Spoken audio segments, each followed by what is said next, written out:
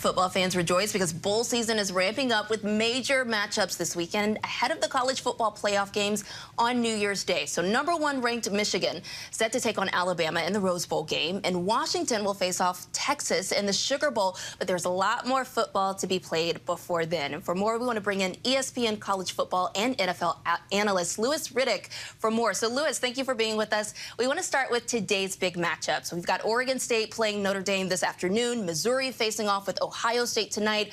What are you watching for?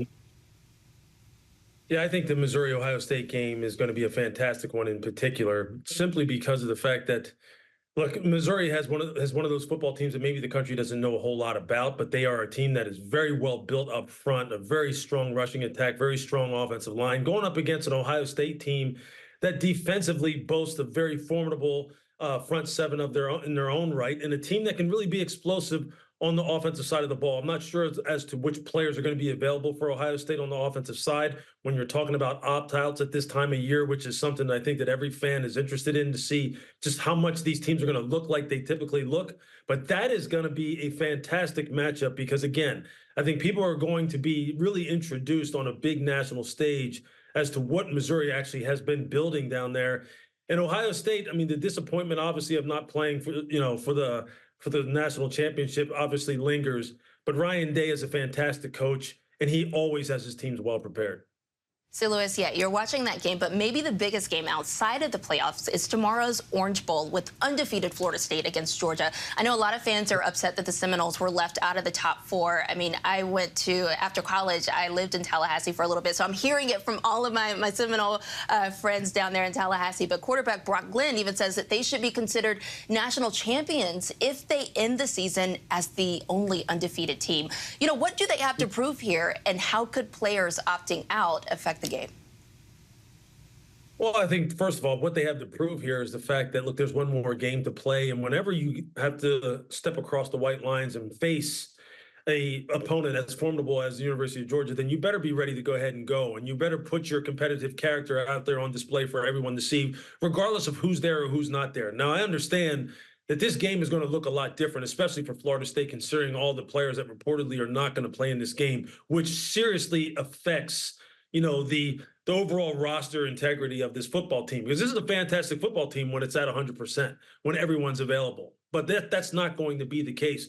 And for Georgia, look, Kirby Smart, he did not hide the fact that he was very disappointed over the fact that his football team, being two-time defending national champions, weren't going to be in the CFP. And so I'm sure they're going to have something to prove also because of the fact that, look, they say, look, over the past 2 years, we've been the most dominant team in college football. So this will be an intriguing matchup because of the storylines off the field regarding opt-outs, regarding Florida State not being in the CFP despite going undefeated, and because of Georgia and their pride in the fact that they have had so much success in the recent past.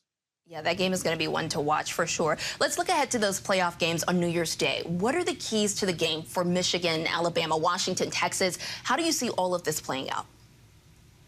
Yeah, Michigan, Alabama is going to be really, it's old school football. It's going to be a game that's really decided from tackle to tackle, because that's how Michigan wants to play from an offensive perspective. They want to get in big personnel, lots of tight ends, extra offensive linemen, and really just pound you with their running game. You saw, like, think back to how they played against Penn State up in Happy Valley when those two really teed off against one another. They barely even threw the football. They really tried to just take it to them in that regard. And Alabama is always game for that kind of football game if that's the way you want to play it, because their roster is constructed to be able to be very multiple, very versatile. You also know that they can kind of light it up through the air and spread you out and throw the football down the field also.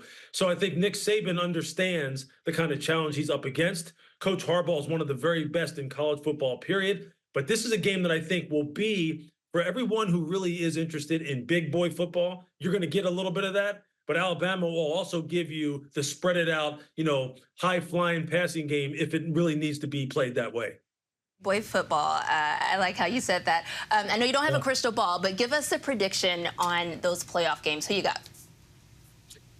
Oh, wow. You're going to put me on the spot, huh? So I think for Alabama, Michigan, I think that Alabama right now is one of those football teams because of how multiple they can be and because of their big game experience. And because, look, I'm I'm a little bit partial to Nick Saban. I played for him when I was with the Cleveland Browns in the early 90s. So I understand that he understands exactly what it takes to get his team ready. I'm going to go with them there. And I think in the other game, look, I think between Texas and Washington, again, two teams that right now are playing about as good a football as you can possibly play. Steve Sarkisian has got that program going down there in Austin exactly the way he wants it to go right now. He's got his players in there. I spoke to that football team back in August in preseason training camp, and they have got fantastic players all over the field. And again, a team that's built strong down the middle.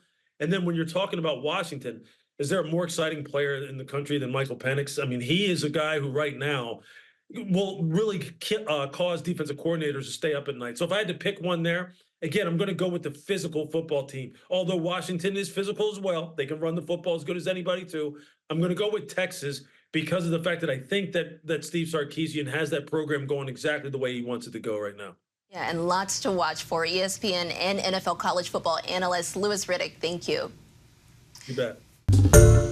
Hi, everyone. George Stephanopoulos here. Thanks for checking out the ABC News YouTube channel. If you'd like to get more videos, show highlights, and watch live event coverage, click on the right over here to subscribe to our channel. And don't forget to download the ABC News app for breaking news alerts. Thanks for watching.